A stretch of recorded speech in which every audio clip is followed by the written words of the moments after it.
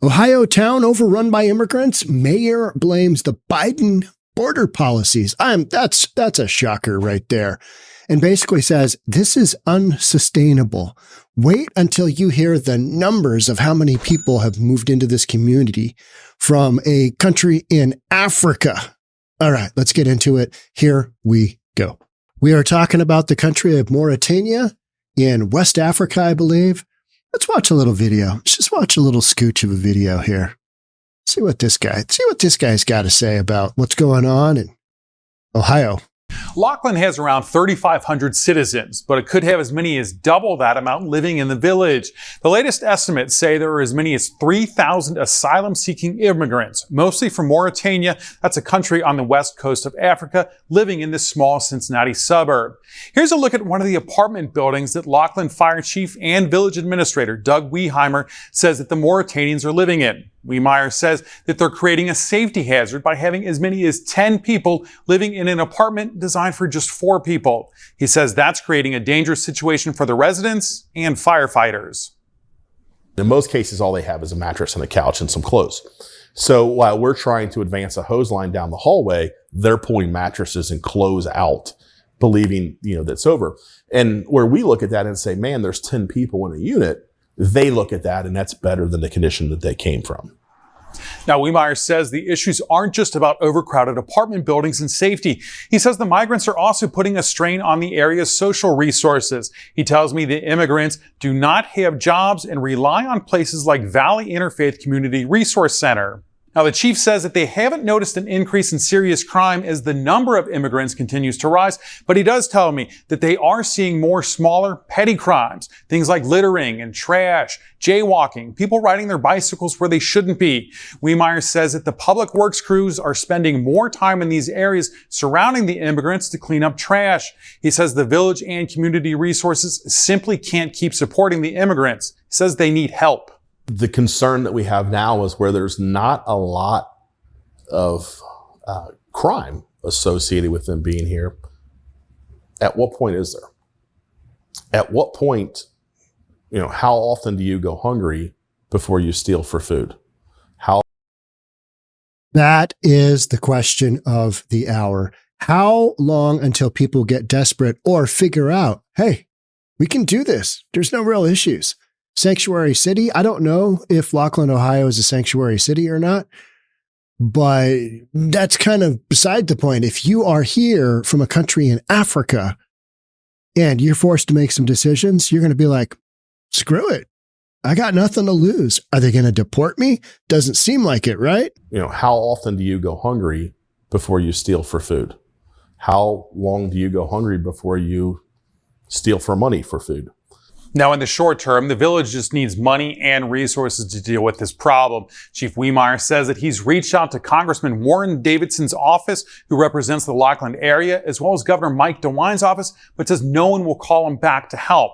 Now, in the long run, he says something must be done to slow the number of migrants coming into the area. Hey, before we go any further, I want you to head on over to reasonabletv.com.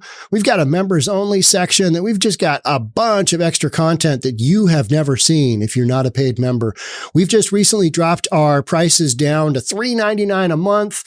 And then on an annual basis, even cheaper than that, you've got a deal at $40 a year. And on each of these memberships, you've got a 14-day trial. So if you like what you see, you can keep on going.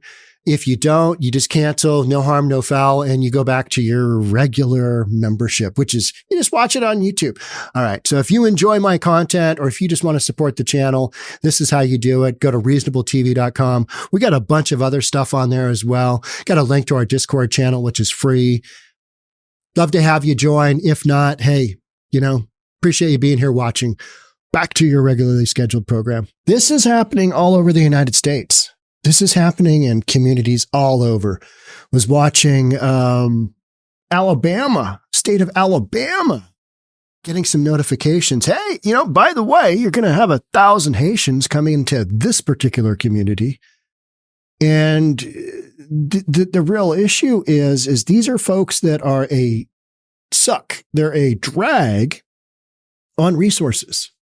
because they're not working. They're not contributing to the tax base. They don't have a work visa. And yet the federal government is just saying, come on in, come on in, come on in, come on in.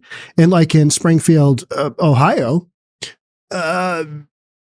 they were brought in basically to act as a labor force. Let's be honest.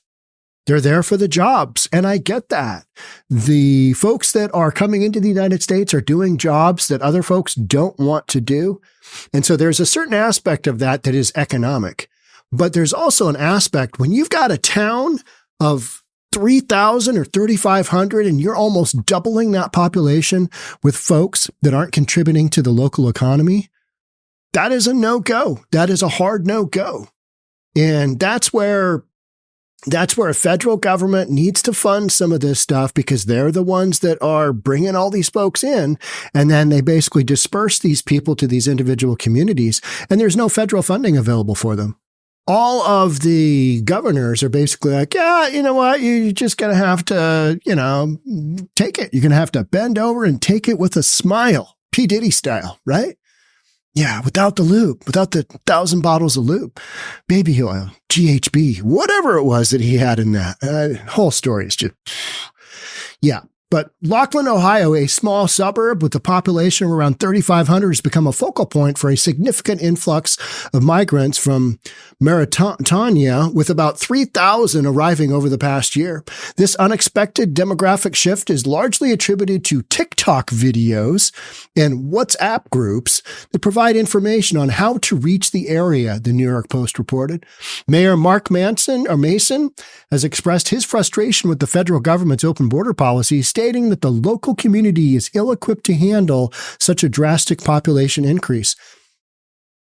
How about let's move that to Seattle terms. Say we got 750,000 people. If we brought in 800,000 people from Haiti, how do you think that would go? Not all that well. Now, it appears that the folks from this country are better behaved than the folks from Venezuela, where it's just an all out free-for-all crime. But when you're coming from a third world country, you're gonna have some cultural differences. And I'm not trying to justify, hey, bring them in by the thousands, but I'm just saying, even if these illegals are coming in and they're not committing crimes, you're going to have some major cultural differences, like 10 people to an apartment with running water, running toilet, electricity. You go to this place and they hand you food. You go to that place, they hand you clothes.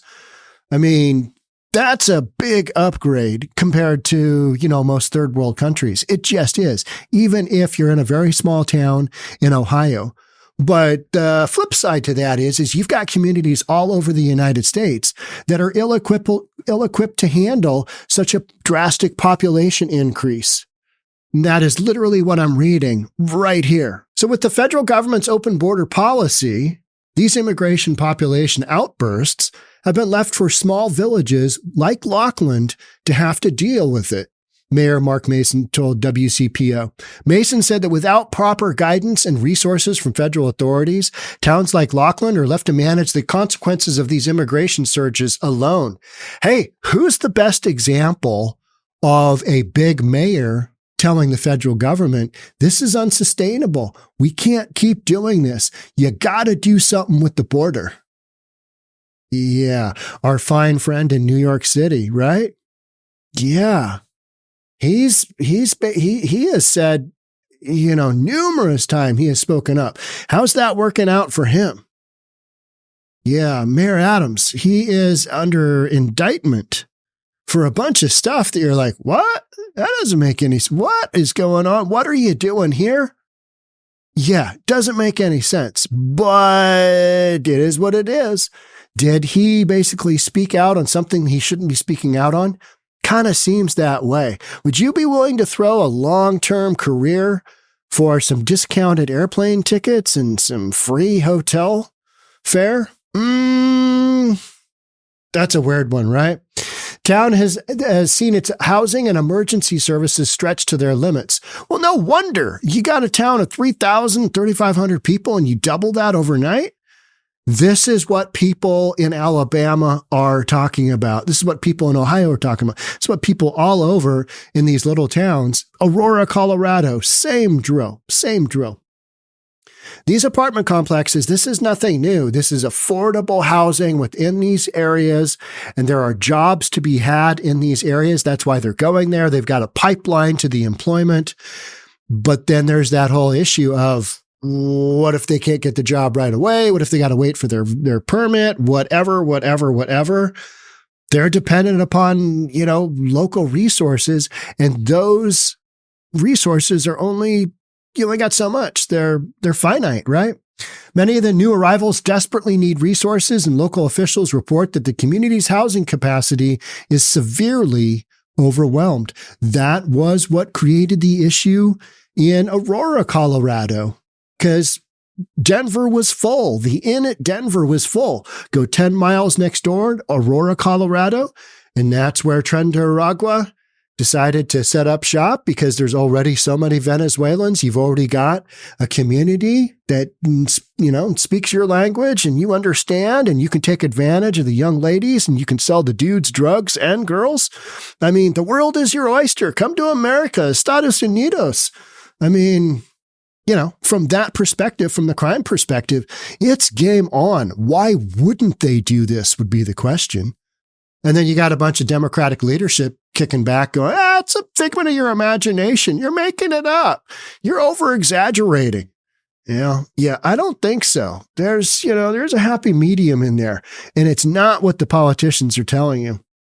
Mason noted that most of these migrants are still awaiting work permits. That's why they can't work, which can take over a year to process. This leaves them unable to contribute to the local economy or tax base. This situation has created a financial strain, with the town anticipating a shortfall of approximately $200,000 in income tax revenue. You might say, hey, that is nothing. But for a small town, that is big money. That's got to come from somewhere. It's got to come from somewhere. It doesn't just, boop, we just found it, in our back pocket over there, Avenue D. Doesn't happen that way. It's got to come from somewhere. Local fire departments reported a 12% increase in emergency calls, primarily related to, this is interesting, and this I've heard before, primarily related to cooking fires in overcrowded apartments where some units house more than a dozen people. Again, that is not a big deal in their culture. Hey, 10 people in an apartment? That is good living. That's good living. Just because it has 2 bedrooms doesn't mean that you can't pack them in. One family in that room, one family in another, and one family out in the living room. They make it work, because what they had back home, not good. Fire Chief 𝗥𝗘𝗦𝗪𝗧𝗛 highlighted the challenges of responding to emergencies in these conditions, mainly when common communication barriers exist due to language differences, as many migrants speak Arabic and French. So you imagine having a fire and you've got your app out and, you're trying to communicate with somebody through Google Translator. It's not going to work all that well, is it? No. If you look at the response map of our area, there are 2 bright red zones, and on the heat map, and that heat map would show that the apartment complexes, the majority of the illegals are living at, 𝗪𝗪𝗧𝗛 said.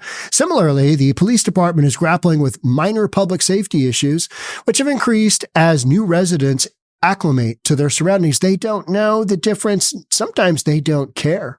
And in Springfield, Ohio, you hear of folks saying, hey, they're just rude. And they don't really care, about what the locals think.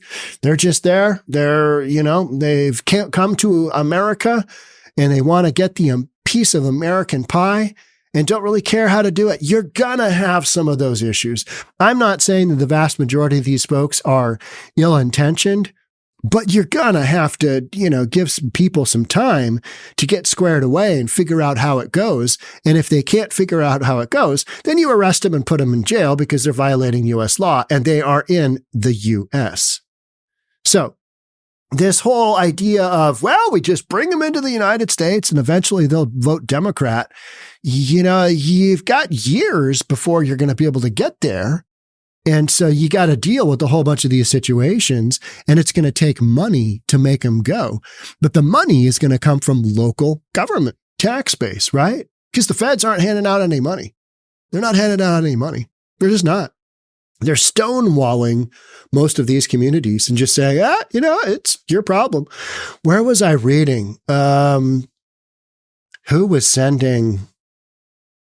Was it Denver was sending, or maybe it was Chicago, was flying their illegal overflow back to Texas?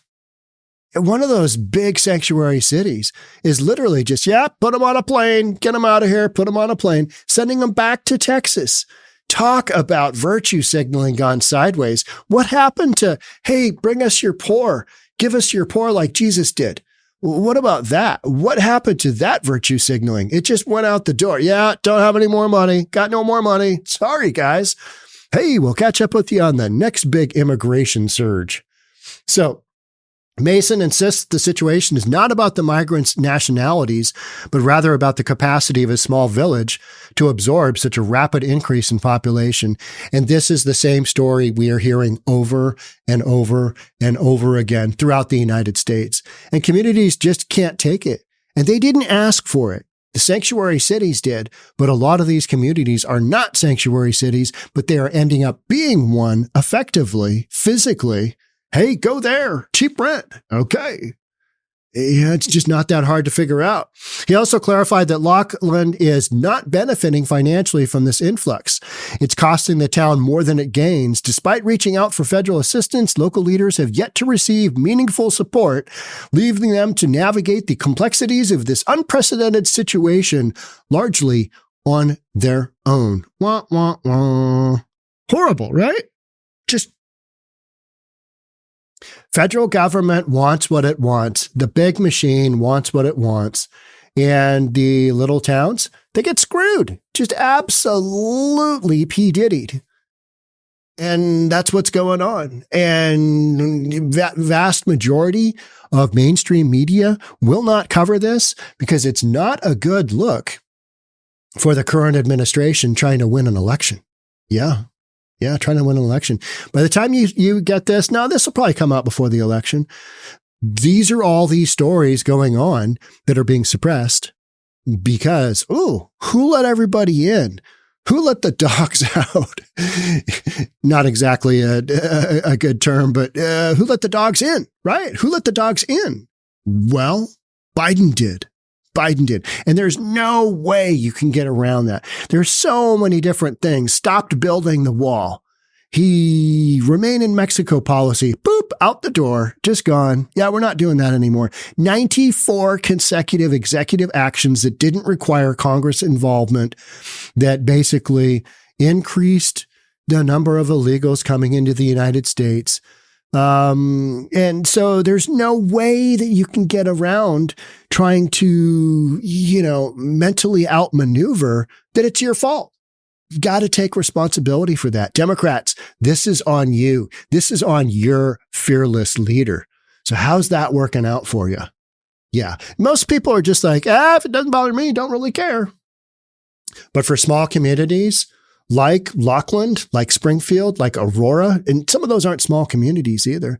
We've got this nut job pastor here in Seattle that where is that? Kent, Burien, just one of these people who thinks he can save the world. There's a lot of countries in the world that need a lot of help, and we don't have the resources to do it. So square away America. And then start working on, some of the other side projects. You got to have your priorities straight. Chicago is an amazing example of that. People in Chicago, working people in Chicago, your taxpayers' dollars are going to, a massive virtue signal because you got Let's Go Brandon Johnson with his pointy haircut just doing a bunch of crazy stuff that doesn't benefit you, but you voted him into office. So, good luck with that. Good luck with that, because look at the policy that he's brought forth. And even he has screamed at the federal government, we need some more resources up in here. Meanwhile, every 2 minutes and 43 seconds, somebody in, community in Chicago is being shot. Every 14 minutes, somebody's being murdered. So since I started this podcast, 1.25 people have been murdered in Chicago. But hey, let's bring on a whole bunch of illegals because how could this go wrong? How could this go wrong? So this is an ongoing story that doesn't have an ending anytime soon because these are people. They cost money. They have babies. They cost money for food, housing, clothing, you name it, social services, all of that stuff. Anything that a human being needs, it's going to cost. And unless you have a massive tax base that can, take that cost and spread it out, and a community of 3,000 or 3,500 ain't going to do it. So that money's got to come from somewhere. You get there's the squeeze. So either existing residents lose out or everybody loses out because you just don't have enough money and it's a no-go. So in my opinion, it's a no-go, but it's an ongoing no-go for communities all over. This is not a new concept. This is just what happens when you have unchecked illegal immigration into the United States without a real game plan. And that's where we sit right before the 2024 elections. So make that vote count. You know which way to vote if this is a topic for you.